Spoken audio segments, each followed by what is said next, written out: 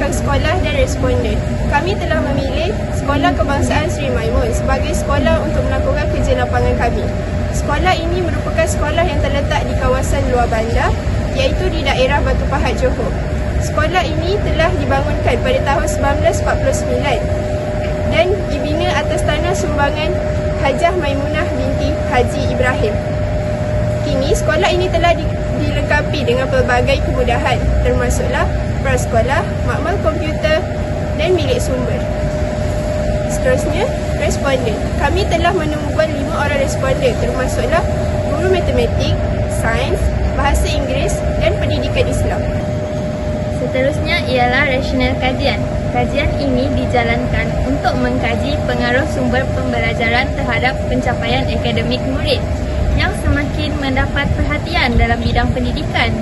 Walau pelbagai sumber pembelajaran seperti buku teks, bahan dalam talian, video dan aplikasi digital digunakan secara meluas, masih terdapat murid yang gagal mencapai keputusan cemerlang. Isu ini semakin ketara dengan kesan pandemik COVID-19 yang menyebabkan jurang pencapaian antara murid bandar dengan luar bandar, serta antara murid berkemampuan dan kurang berkemampuan. Kajian ini penting untuk memahami hubungan antara penggunaan sumber pembelajaran dan pencapaian akademik murid, terutamanya di sekolah harian biasa seperti Sekolah Kebangsaan Seri Maimun.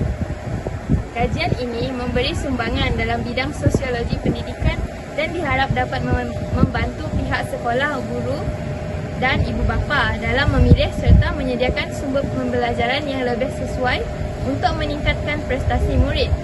Pemilihan Sekolah Kebangsaan Seri Maimun sebagai lokasi kajian adalah kerana sekolah ini mewakili sekolah harian biasa dengan latar belakang murid yang pelbagai, yang memberi peluang untuk merancang strategi pembelajaran yang lebih berkesan. Dengan kajian ini juga diharap dapat menjadi rujukan bagi kajian-kajian pendidikan pada masa akan datang. Kami memilih tajuk penggunaan sumber pembelajaran sekolah kerana sumber pembelajaran sekolah memainkan peranan yang penting dalam pembelajaran PDPC. Dalam era pendidikan abad yang ke-21, murid dan guru memerlukan akses kepada pelbagai bahan seperti buku teks, bahan digital dan aplikasi interaktif bagi meningkatkan proses PDPC. Tambahan pula, kami ingin mengkaji sejauh mana sumber-sumber ini digunakan secara optimum oleh warga sekolah serta mengenal pasti cabaran yang dihadapi dalam penggunaannya. Kajian ini juga diharap dapat memberikan cadangan penambahbaikan kepada pihak sekolah agar kemudahan sedia ada dapat dimanfaatkan secara menyeluruh dan berkesan. Metodologi yang kami pilih ialah penyelidikan secara berkualitatif, iaitu kita membuat secara berstruktur.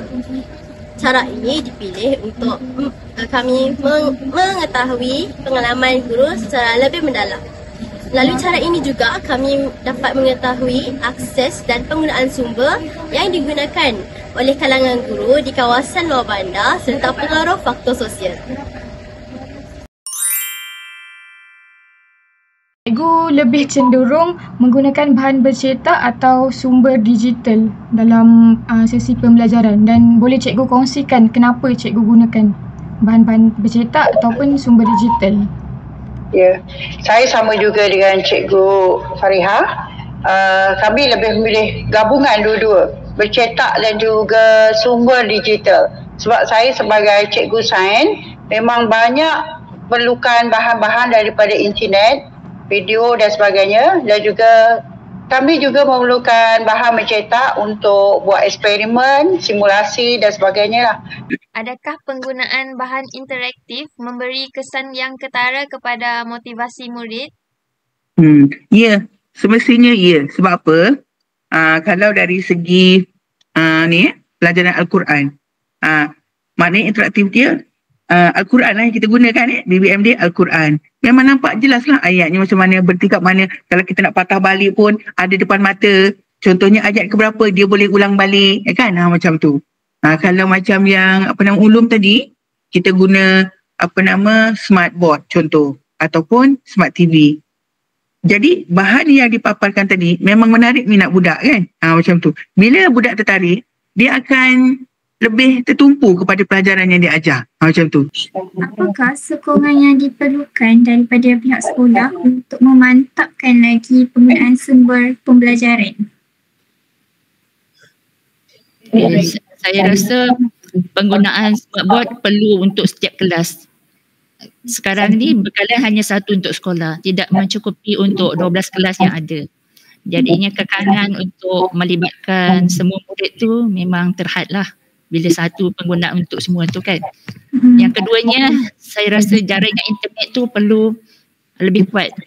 Selama ini kita berada di sekolah yang lebih kurang 20 km dari bandar. Seringkali line itu tidak memenuhi lah keperluan setiap hari, penggunaan setiap hari. Ada saja masa-masa yang tidak dapat talian yang jelas. Apakah satu bentuk penambahbaikan yang cikgu ingin lihat dalam pengurusan sumber pembelajaran sekolah? Bagus soalan tu. Penambahbaikan dia, kalau boleh lah, alatan dan juga infrastruktur lah. Kalau untuk digital ni sangat memerlukan lah. Kalau lebih banyak diadakan alatan macam laptop yang mencukupi, jadi mudahlah murid-murid tadi untuk mengakses internet. Mungkin kat rumah dia tak cukup peralatan lah. Kalau di sekolah Simemo ni sekali masuk boleh 16 orang je. Jadi tak mencukupi. Kita satu kelas 30 orang. Jadi tak boleh serentak buat benda yang sama. Jadi bergilir macam tu lah. Selain pada alatan, line internet juga. Kalau dulu-dulu memang sangat teruk lah line internet sini. Tapi sejak 2 tahun ni dah banyak dah pasang wifi, guru besar dah pasang, line internet bertambah laju. Alhamdulillah lah, senang sikit kita nak menggunakan sumber ICT seperti smart TV lah di kelas-kelas. Kalau guna laptop ni hanya di makmal komputer je lah, tapi tak mencukupi lah infrastruktur dia. Itu saja.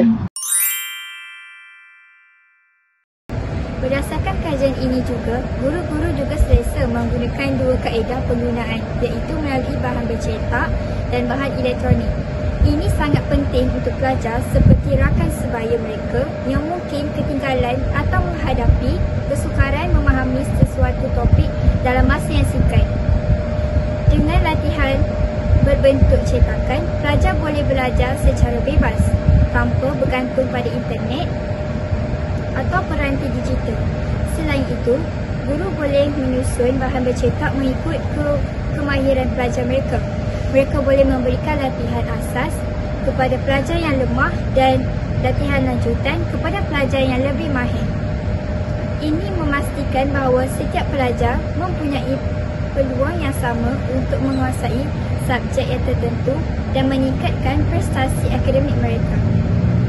Akhir sekali, pendidik memainkan peranan yang penting dalam menentukan keberkesanan penggunaan sumber pembelajaran.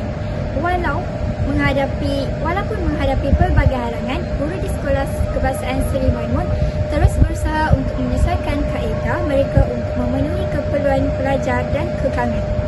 Walau bagaimanapun, untuk mencapai kualiti pendidikan yang lebih inklusif dan holistik, pihak atasan seperti Kementerian Pendidikan, pentadbir sekolah dan komunitas setempat mesti menyokong inisiatif yang murni ini. Berdasarkan temu bual yang telah dijalankan, kami mendapati bahawa penggunaan sumber pembelajaran digital semakin meluas walaupun di kawasan sekolah luar bandar. Guru tetap komited dalam memastikan sumber ini digunakan secara optimum walaupun mengalami kesukaran capaian internet. Namun begitu, penggunaan sumber bercetak juga masih relevan, terutamanya latihan bercetak untuk menguji kefahaman murid terhadap suatu topik. Kesimpulannya, penggunaan kedua-dua sumber perlulah seimbang untuk memenuhi keperluan murid.